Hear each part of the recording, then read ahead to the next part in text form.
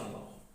Et on fait un flashback et on redescend le 22 juin 1941, c'est là que l'action de la pièce commence, c'est-à-dire au moment de l'action Barbarossa, c'est-à-dire où le Reich allemand, où Hitler attaque l'Union soviétique et brise le pacte germano-soviétique. On va regarder comment, en France, la politique de collaboration du maréchal Pétain et de Pierre Laval est constituée de ce qu'il se passe sur le front de l'Est et des conséquences de la guerre allemande, ou si vous voulez, la guerre contre les soviétiques, et comment les nécessités de ce front à l'Est rejaillissent sur la politique de collaboration en France.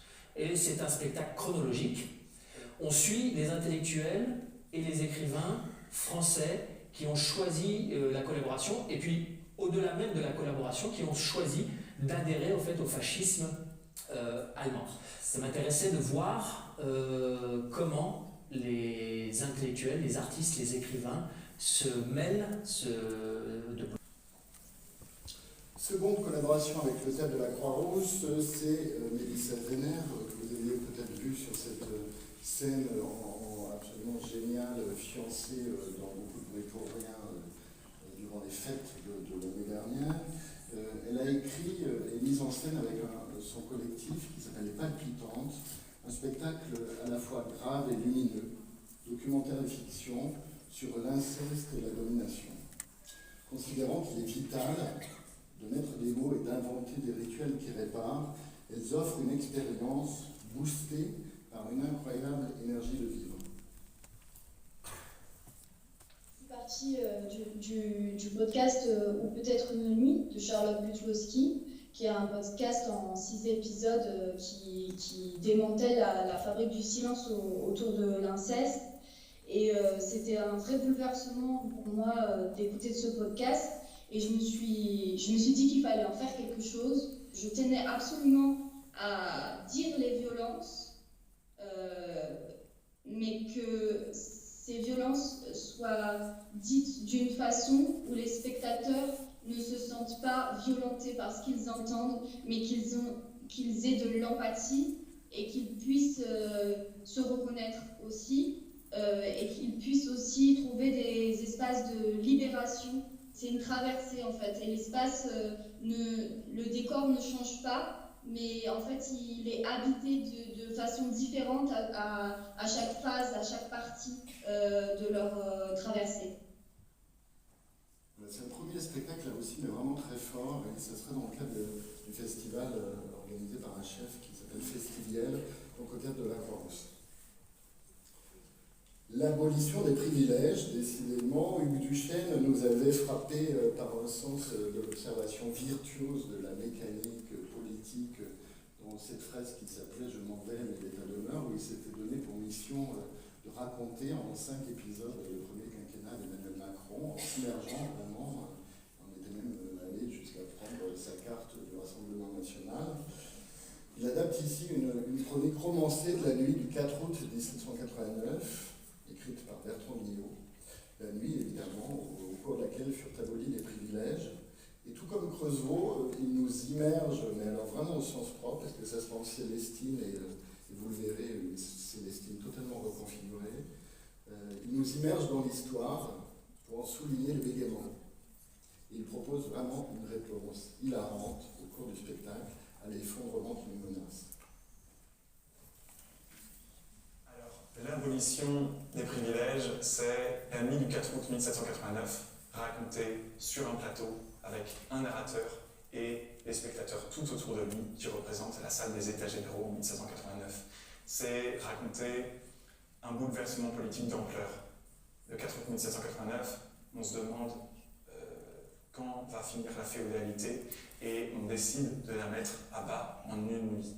Bon, moi, je me réclame d'une sorte de théâtre populaire, d'un théâtre joyeux, très généreux, d'un théâtre joueur, qui installe quelque chose de joueur avec les spectateurs. C'est pour ça qu'on a pensé à une sorte de dispositif quadrifrontal avec un acteur au milieu et autour de lui des spectateurs qui vont être un peu les figurants de cette nuit du 4 août 1789 et qui vont donc s'asseoir sur les bancs de la noblesse, les bancs du clergé, les bancs du tiers-état, et ça, ils le découvrent au fil du spectacle.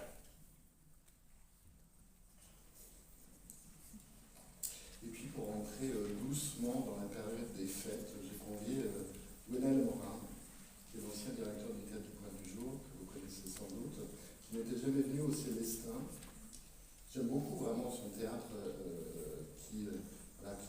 qui met à nu l'imaginaire et qui fait toute confiance dans le spectateur, dans la spectatrice. Pas de décor, peu de costumes, les acteurs et actrices sont souvent très peu vêtus. Une lecture au scalpel des bons textes, et il s'attaque ici avec cette troupe historique, vraiment des comédiens virtuoses, au songe d'une nuit d'été, et il se donne pour objectif de révéler, par la magie du théâtre, le pouvoir hallucinatoire du désir.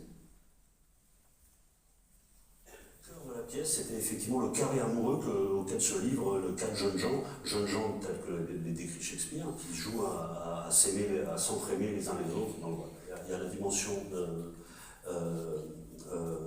des amoureux, d'accord. Il y a la dimension des êtres surnaturels. Il y a une troisième dimension qui sont les habitants d'Athènes et une quatrième dimension qui sont les acteurs de théâtre. Les différentes dimensions du songe sont incarnées par ces quatre acteurs. Et donc ces quatre dimensions de la réalité vont se croiser dans ce qu'on pourrait appeler la forêt des désirs. Ils fuient la ville d'Athènes et ses règles contraignantes pour libérer leurs désirs dans la forêt. Et évidemment, dans cette forêt-là, ils vont croiser des êtres surnaturels, le peuple, la forêt, mais aussi des acteurs qui vont venir dans cette forêt répéter une pièce de théâtre, de sorte à pouvoir les présenter à la cour au moment d'un mariage imminent. Et donc j'ai considéré que ces quatre acteurs étaient en mesure de matérialiser tous ces univers-là. Le désir dont je voulais parler, c'était pas nécessairement du désir amoureux de l'un pour l'autre, pas nécessairement représenter ça, mais parler du désir absolument inextinguible, vif, inattaquable, qui est celui qui nous habite tous, je parle de membres de la troupe, de faire du théâtre en fait. C'est plus une métaphore, le songe tel que je l'ai monté, de notre désir absolu de théâtre, qu'une énième reconstitution de cette pièce assez formidable et à la fois totalement insaisissable de Shakespeare. C'est vraiment pas gentil de demander à un metteur en scène de résumer le songe du nuit d'été de Shakespeare. Je crois que c'est encore moins gentil de le demander à Gwenaël.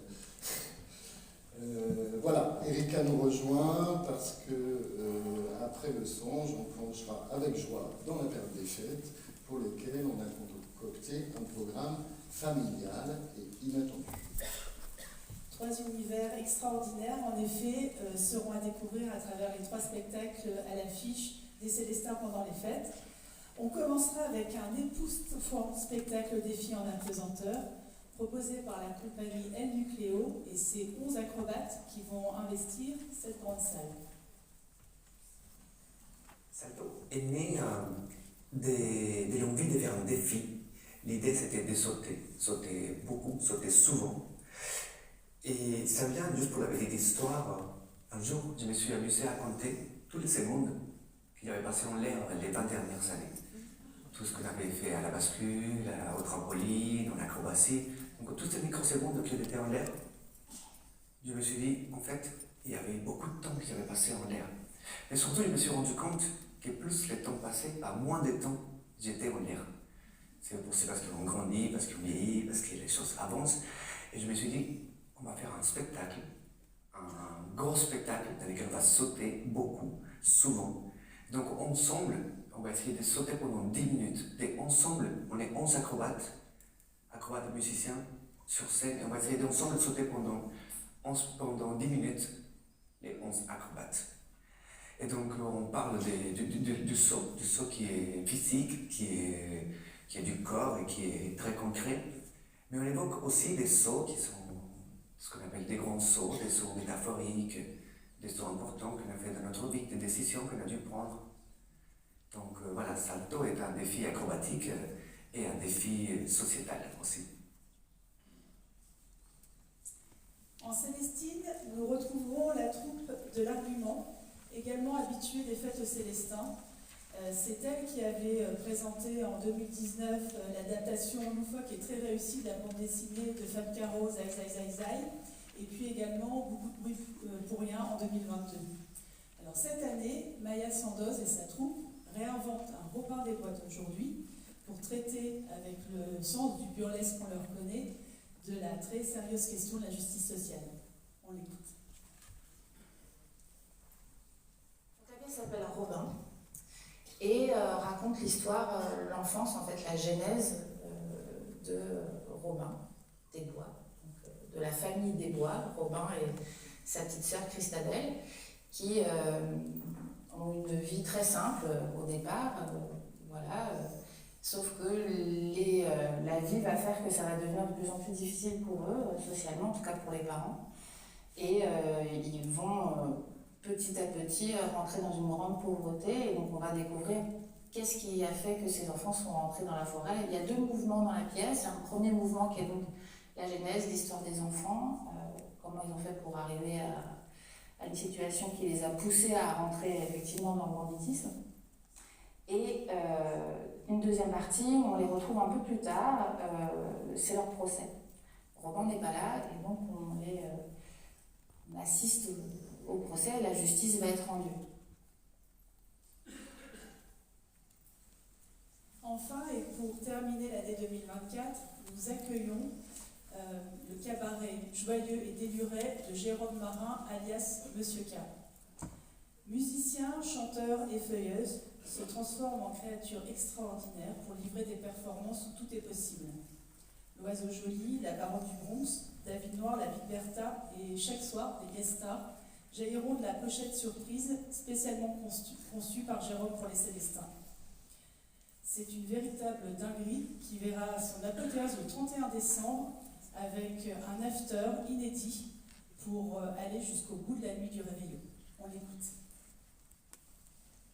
Alors, la barbichette est un jeu, on va dire plutôt pour enfants, où on se tient le menton et on chante une chanson. Et l'idée, c'est de se faire rire et la personne qui rit avant l'autre reçoit une tapette. Voilà. Et donc ça, c'est le principe du jeu. Et l'idée, c'est, par le biais du cabaret, en tout cas, de proposer une certaine forme de fête, une célébration commune, festive, pouvoir imaginer la nuit autrement. Il y a une espèce de ruissellement, voire un débordement joyeux qui se fait de la scène vers le public et qui nous emmène dans une autre forme de connivence que simplement écouter une histoire. On a la chance d'avoir dans cette forme de cabaret plutôt des artistes qui sont des créatures qui sont chimériques, mi-homme, mi-femme, mi-homme, des monstres atypiques. On transforme les histoires qu'on vous raconte par le biais aussi de ces personnages hauts en couleur qui se chahutent. Ce qui va être intéressant, c'est qu'en fait les loges sont totalement à vue. On voit le processus des coulisses qu'on ne voit jamais. Tout se fait à nu pendant le spectacle aussi, puisque la vie se passe aussi sur scène. Alors le 31 décembre, on a imaginé une nuit folle au Théâtre des Célestins. Ce sera un peu différent de celui qu'on a présenté pendant la semaine précédente. Et on va finir avec une nuit endiablée, dansante et sauvage dans la Célestine. Ça va être drôle et amusant. Voilà, ça va être chaud. Et inattendu, qui est la promesse de la saison, et vraiment, là, je crois que vous allez être servi. Bon, c'était une partie de la programmation, mais là où j'étais, faut pas être bien grand, hein, parce que putain, en bas dans la fosse, tout va bien, mais là où j'étais, allez les petits loups. Bonne programmation et au 3e, on est vraiment serré.